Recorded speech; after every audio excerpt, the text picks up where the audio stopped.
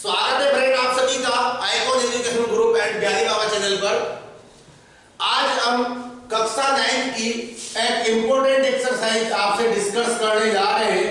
नाम है coordinate geometry यानी कि निर्देशांक ज्यामिति। हमारे 9 की जो रिवाइज की चल रही है उसमें ये सेकंड एक्सरसाइज है और आपकी बुक की ये थर्ड एक्सरसाइज है। छोटी सी एक्सरसाइज है, आज ही पूरी हो जाएगी बट इंपॉर्टेंट काफी है। 10th में एक बड़ा क्वेश्चन ग्राफ का आता है और वहां का बेस यहां से तैयार अपन को करना है। ध्यान देना कोऑर्डिनेट ज्योमेट्री क्या होती है। मैं एक एग्जांपल देता हूं, उसे ध्यान से समझना। मान लो ये आपका विद्यालय का प्रार्थना स्थल है, इसकी आवश्यकता क्यों फील हुई, राइट। और आप प्रार्थना करने के लिए लाइन बनाकर खड़े हुए हो, राइट। ऐसे ऐसे आपकी लाइनें लग रही, एक लाइन, दूसरी,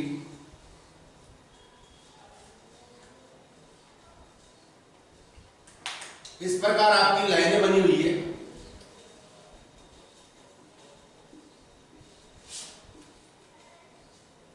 चलो काफी इतनी ही, इसे खाली रख देते हैं। ये लो, ध्यान से देखना, इसे हम गणित की भाषा में बोलते हैं पूरा एक स्तंभ यानी कि कॉलम। ये आपका हो गया स्तंभ और ये होती है आपकी रो। रो यानी पंक्ति। पहली पंक्ति है, ये दूसरी पंक्ति है, तीसरी पंक्ति, चौथी पंक्ति, पांचवी पंक्ति, छठी पंक्ति और सातवीं पंक्ति। ये आपका पहला स्तंभ, दूसरा स्तंभ, तीसरा स्तंभ, चौथा स्तंभ, पांचवा स्तंभ। इस प्रकार आप लाइन में खड़े हो अपने प्रार्थना सभा हॉल में, प्रार्थना हो रही। इसमें काफी सारे स्टूडेंट हैं, यहाँ हमारी लिमिट है इसलिए हमने कम लिए हैं। अब कोई टीचर्स अगर आप में से किसी को बुलाना चाहिए, मान लीजिएगा टीचर नहीं आया और नया भी नहीं है, तो इसमें हो सकता है किसी मुकेश को बुला रहा हो और एक प्रार्थना सभा में सभी क्लासेज के मुकेश हो, 8 मुकेश हो, 10 मुकेश हो, कौन सा मुकेश आए, कहां से आए, इन चीजों के लिए क्या कोई सिस्टम तैयार किया जा सकता है। हो सकता है 10th क्लास का मुकेश बुलाए तो वहां भी 10th में 4-5 मुकेश हो। तो इनकी स्थिति को डिफाइन करने के लिए या इनका हम एक नामकरण कर देते हैं जो यूनिक रहे, यानी उस मेथड से मैं इनमें से किसी को भी बुलाऊं और वो इजीली मुझे मिल जाए, बंदा समझ जाए कि मेरे को बुलाया जा रहा है। इसके लिए हम क्या करेंगे, हमें 2 आधार चाहिए होते हैं, 2 जानकारी चाहिए होती है, 2 डाटा जब हम बच्चे को देंगे। देखना, अगर अपन कहते हैं पहली लाइन में पहले स्तंभ में जो खड़ा है वह सामने आए, तो जाहिर सी बात है पहली लाइन और पहले स्तंभ में एक ही बंदा खड़ा है और ये जो भी होगा वो सामने आ जाएगा। ध्यान दीजिएगा, इसलिए हम इसका नामकरण कुछ यूं कर दे, 1-1। पहली दूसरी लाइन में पहले स्तंभ में जो खड़ा है उसे 2-1 कर दो।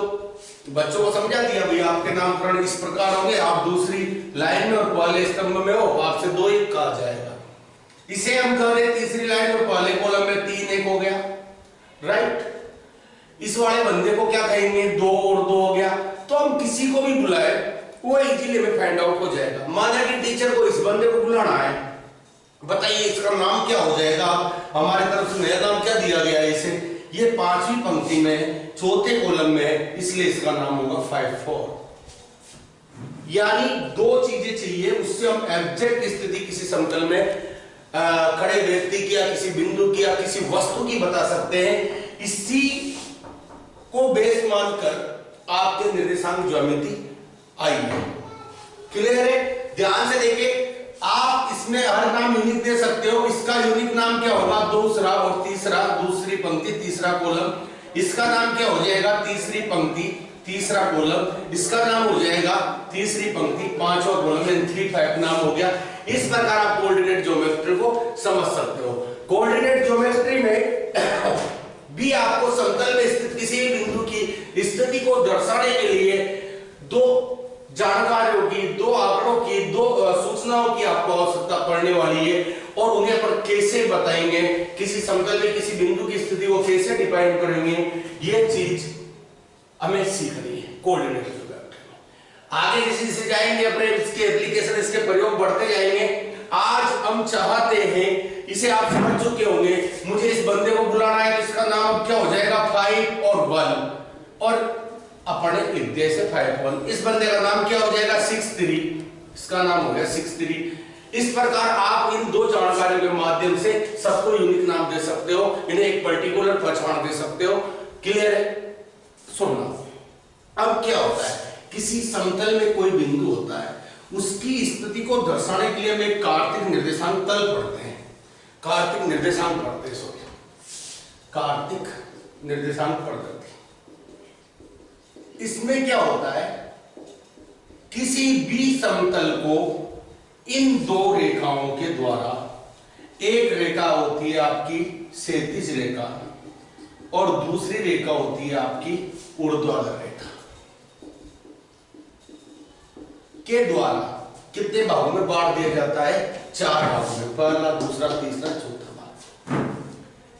किसी समतल को दो लंबवत रेखाओं के द्वारा, इनके मध्य 90 डिग्री का एंगल होगा, किसी समतल को 4 भागों में बांटा जा सकता है। इन भागों को आप 4 भाग है तो इसमें क्या कहोगे, चतुर्थांश कहोगे। क्या बोलोगे, चतुर्थांश। ये पहला चतुर्थांश कहलाएगा, ये द्वितीय चतुर्थांश कहलाएगा, इसी प्रकार ये तृतीय चतुर्थांश रहेगा और ये चतुर्थ चतुर्थांश रहेगा। ध्यान देना, जैसे नंबर लाइन में होता है 0, इस तरफ मतलब बोले तो आपके राइट तरफ, राइट साइड है ना, इधर क्या होता है आपके पॉजिटिव होते हैं संख्याएं, आंकड़े जो भी लो पॉजिटिव नंबर्स होते हैं इधर 7 8, और इस साइड आपकी हो जाएंगे नेगेटिव। इधर y में भी सेम ऐसा ही कुछ, इधर पॉजिटिव और इधर नेगेटिव।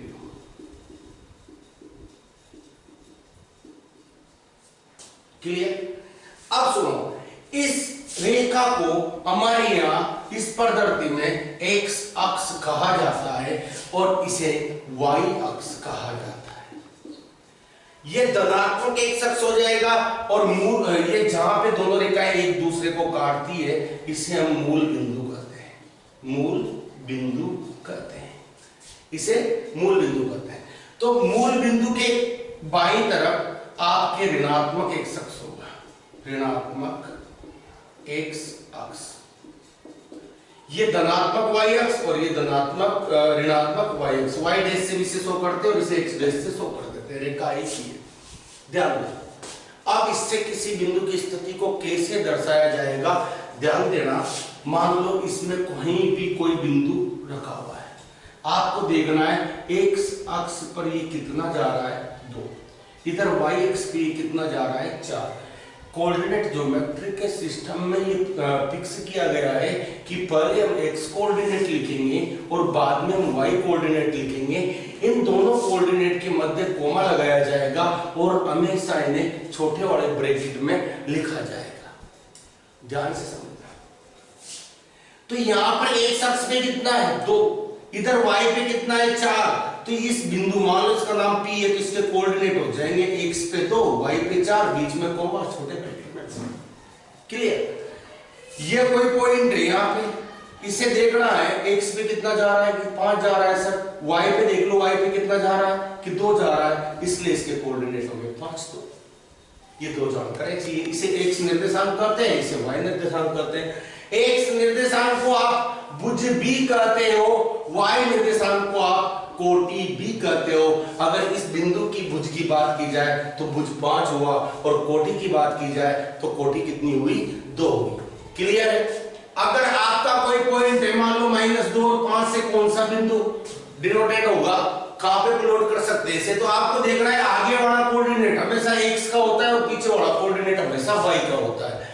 ध्यान से देखिए, x पे -2 चल रहा है यानी इस साइड आना, ये -2 x पे रहा, y पे 5 कहां है, ये 5 रहा, ये दोनों कहां जाके मिल रहे हैं सर, इस जगह मिल रहे हैं, तो ये वाला पॉइंट है आपका -2 और 5।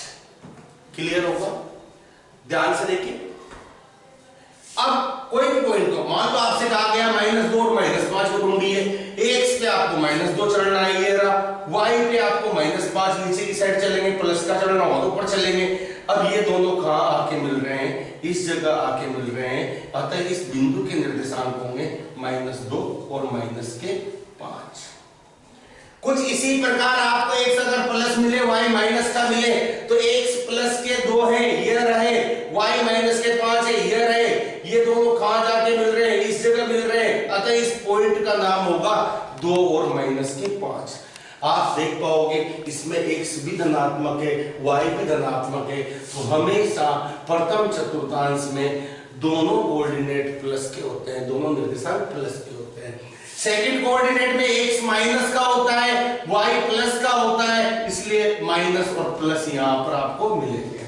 माइनस और प्लस वाले कोऑर्डिनेट सारे इसमें आपको मिलने वाले पॉइंट्स।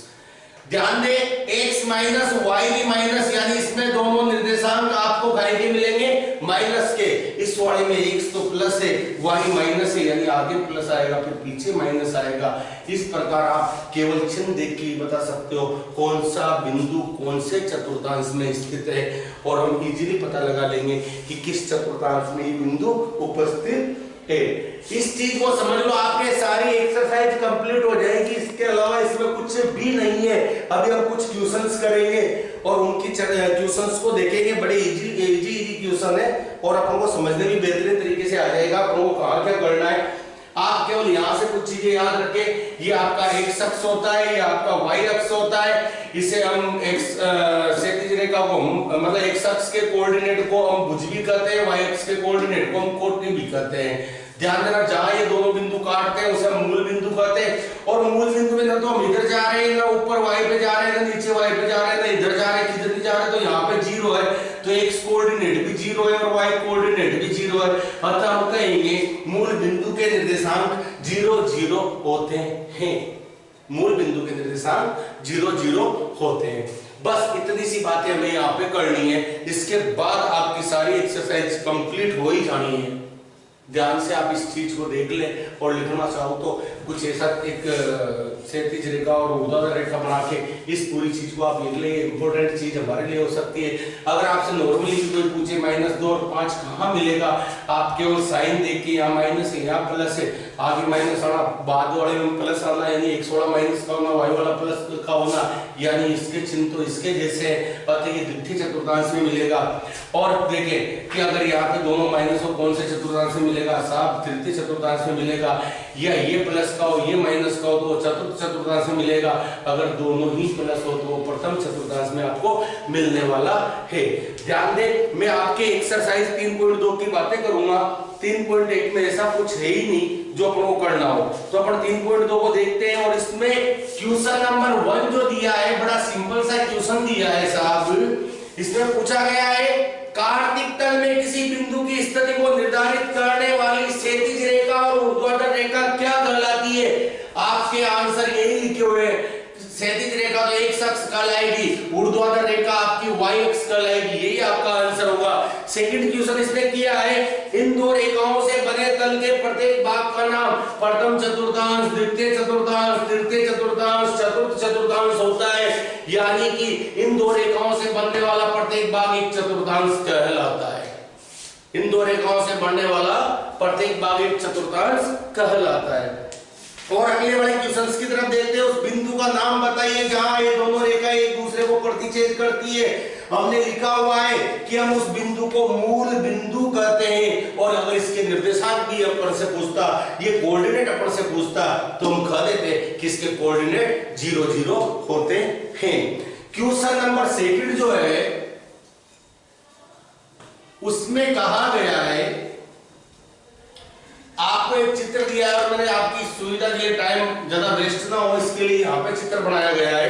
इस पे जूम करवाना चाहूंगा, इस पे जूम कीजिएगा सर। इस चित्र को आप देखिए, आपके पर्सनली का क्वेश्चन नंबर जो 3 है उसमें यही चित्र बना हुआ है। और यहाँ पे आपसे पहला क्वेश्चन किया गया है, बी के निर्देशांक क्या होंगे। बी के निर्देशांक क्या होंगे।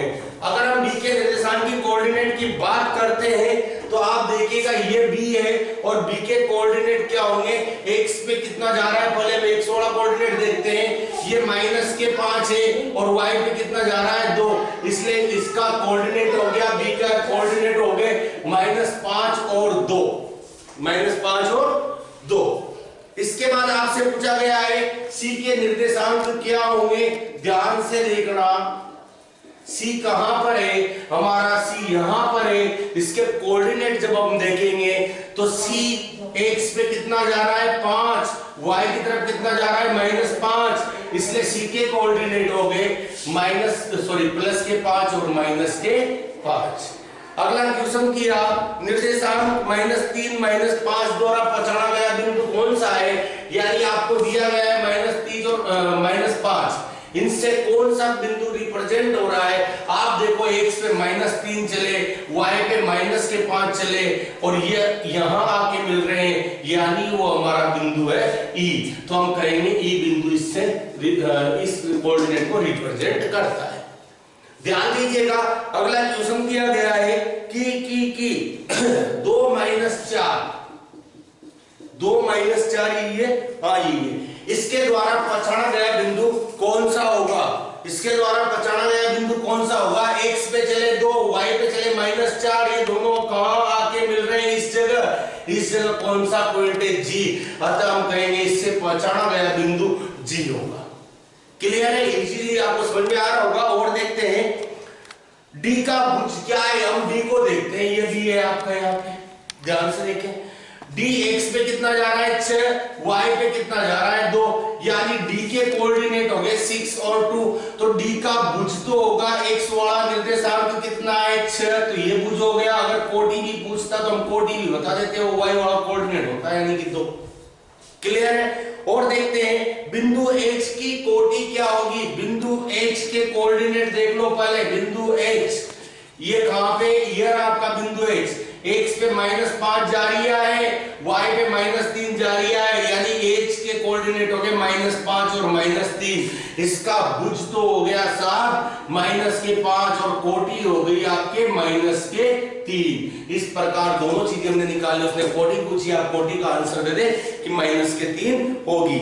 इसके बाद पूछा गया है बिंदु एल के निर्देशांक क्या होंगे, बिंदु एल के निर्देशांक, बिंदु एल कहां पर है, एल बिंदु यहां पे कहीं दिख रहा है तो यहां फोकस करो, ये रहा आपका एल बिंदु। ध्यान रखना, एक्स पे आप चले क्या कुछ ना, तो मैं एक्स पे इधर गया ना इधर गया, यानी एक्स कोऑर्डिनेट तो हो गया 0 और वाई पे चले 1 2 3 4 5 चले, यानी वाई कोऑर्डिनेट हो गया 5, अतः हमारे एल के कोऑर्डिनेट होंगे 0 और 5।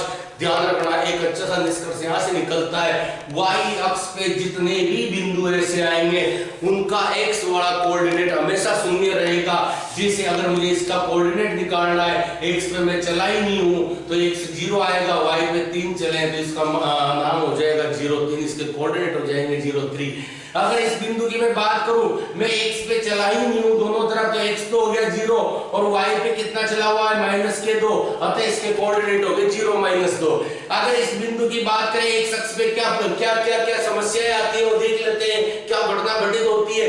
देखो अब अपने एक्स पे तो चल रहे हैं, लेकिन ना तो वाई पे ऊपर गए ना नीचे गए, यानी वाई कोऑर्डिनेट एक्स अक्ष पे क्या होगा 0 होगा, यानी कि वाई वाला कोऑर्डिनेट तो 0 होगा, एक्स वाला कोऑर्डिनेट 1 2 3 आप चले हो 3 0, हमेशा एक्स अक्ष पे वाई कोऑर्डिनेट क्या होगा 0, हमेशा वाई अक्ष पे एक्स कोऑर्डिनेट क्या होगा 0। और पॉइंट देख लेते हैं, कहीं पे इसका क्या होगा कोऑर्डिनेट, हम देखेंगे वाई पे तो चले ही नहीं, एक्स पे 5 चले तो 5 और 0 इसका हो जाएगा। इधर यहां देख ले, वाई पे चले ही नहीं, एक्स कितना है -4, तो वाई 0 हो गया, -4 0 इसका हो गया। इस प्रकार बिंदु एल आपका हो गया 0 5।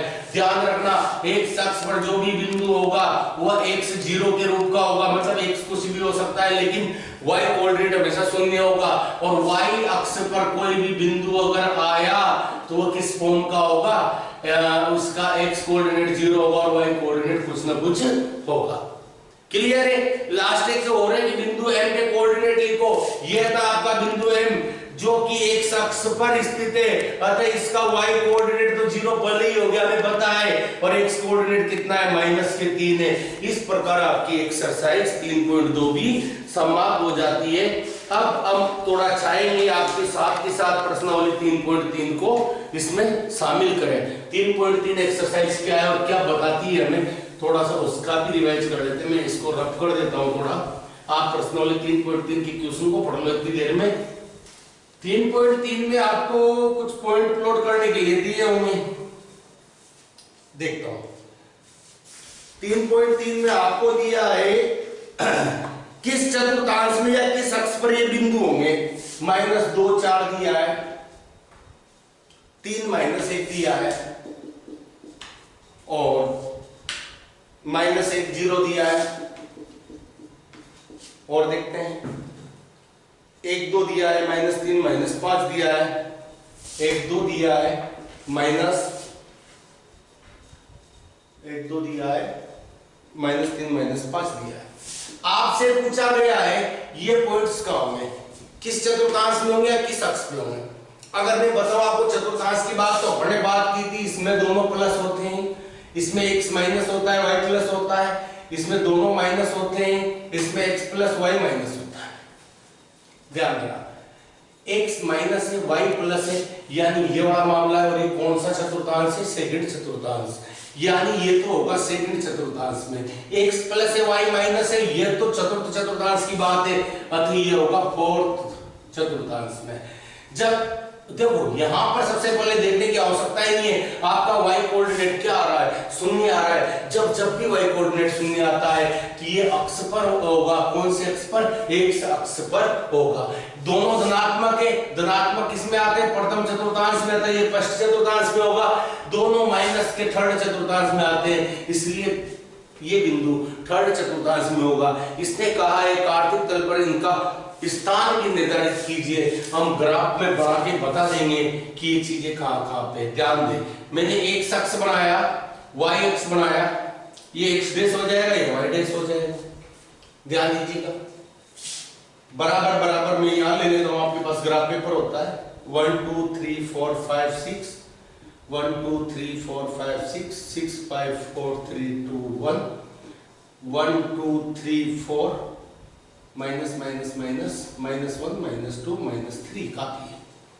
ध्यान दो, पहला पॉइंट है -2 पे 4, x पे चले -2, y पे चले 4, ये -2 रहा, y पे 4 ये रहे, यानी कि ये तो हमें किस जगह मिल रहा है, लगभग इस जगह मिल रहा है। हमने पहले ही कहा था ये तो सेकंड चतुर्थांश में आएगा, वेरीफाई भी हो चुका है। इधर -5 कर लेता हूं, -4 और -5 यहां भी कर लेते हैं। इस वाले की बात करें, x पे 3 चलना है, y पे -1 चलना है, x प्लस का इधर है, ये 3 तक चले, y पे माइनस यानी नीचे चलना है, -1 ये रहा। ये दोनों कहां जाके मिलते हैं, इस जगह मिलते हैं, अतः हमारा ये बिंदु 3 -1 है। चलो कुछ और देखते हैं, -1 और 0, x पे चले -1 ये आगे, y पे 0 यानी y पे चलना ही नहीं है, यही वाला बिंदु हमारा -1 0 है। हमने पहले कहा x अक्ष पे आएगा, ये x पे है। ध्यान दो, 1 2 कहां मिलेगा, x पे 1 y पे 2, ये रहे इस जगह है, अतः ये बिंदु प्रथम चतुर्थांश में और इसका नाम है 1 2, इसके कोऑर्डिनेट है 1 2। ध्यान दे, -3 -5 माइनस के 3 x भी ये रहे, माइनस के 5 y भी ये रहे, कहां जाके मिल रहे हैं, इस जगह जाके मिल रहे हैं, अतः हमारा ये वाला पॉइंट होगा -3 और -5। क्लियर है? इस प्रकार हम कर सकते हैं कि हमने जो बताए थे वो भी सत्य थे और हमने इससे कार्तिक तल पर इनका स्थान भी निर्धारित कर दिया। एक टेबल दी गई है, ध्यान से देखिए, लास्ट क्वेश्चन है आपकी इस पूरी एक्सरसाइज का और हमारी प्रश्नावली इतनी सी देर में पूरी भी हो जानी है। ध्यान देखिए, x और y दिया है, ध्यान से देखना भाई, ये आगे भी काम आने वाला है आपके, -2 -1 0 1 3 0 1 3, ये कोई काम नहीं आया। 8 7 -1.25 3 -1। आपसे कहा गया है अक्षों पर उपयुक्त दूरी का एक अंक यानी पैमाना लेना। देखो हमें इससे वाले ग्राफ में पैमाना जरूर लेना होता है, क्योंकि आपका जो ग्राफ होता है ना, आपने देखा होगा डिब्बे डिब्बे उसमें कुछ इस प्रकार के आते हैं, इस तरह से आपका ग्राफ आता है, यो कुछ इस प्रकार का ग्राफ आता है और इनके भी बीच में रेखाएं होती है। ये 1x1 सेमी का खाना होता है, डिब्बा होता है। इसके अंदर 10 तो ऐसे होते हैं, 10 लाइंस मतलब, और 10 ऐसे, यानी कि इसमें 100 डिब्बे होते हैं छोटे वाले, और इसमें 10 लाइन डिवाइड करती जाएगी। बीच वाली लाइन थोड़ी डार्क होती है, किसी इससे कम डार्क होती है लेकिन डार्क होती है। ऐसा आपके पास ग्राफ होता है। तो आपको ये जो मैं लेता हूं, ये एक खाना लेता हूं, इसे एक खाना, ये अगला खाना, ये अगला खाना, ऐसे एक डिब्बा अपने यहाँ पे ले रहे हैं। तो हमें पैमाना लिखना होता है कि हम क्या ले रहे हैं। एक्स अक्ष पर एक खाना, ये वाला खाना, एक बड़ा खाना बराबर हम यहाँ पे कितना ले रहे थे, 1 2 3, एक एक बढ़ रहा है, इसलिए 1 इकाई आ जाएगा।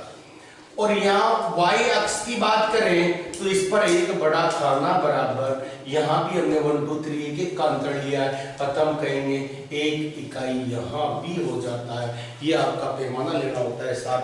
अब मैं यहाँ पर इस वाले क्वेश्चन को भी ड्रॉ करने का, इसका ग्राफ बनाने का प्रयास करता हूँ। चलो काफी, ये एक खाना, ये एक एक खाने पे मैं डैश लगा रहा हूँ।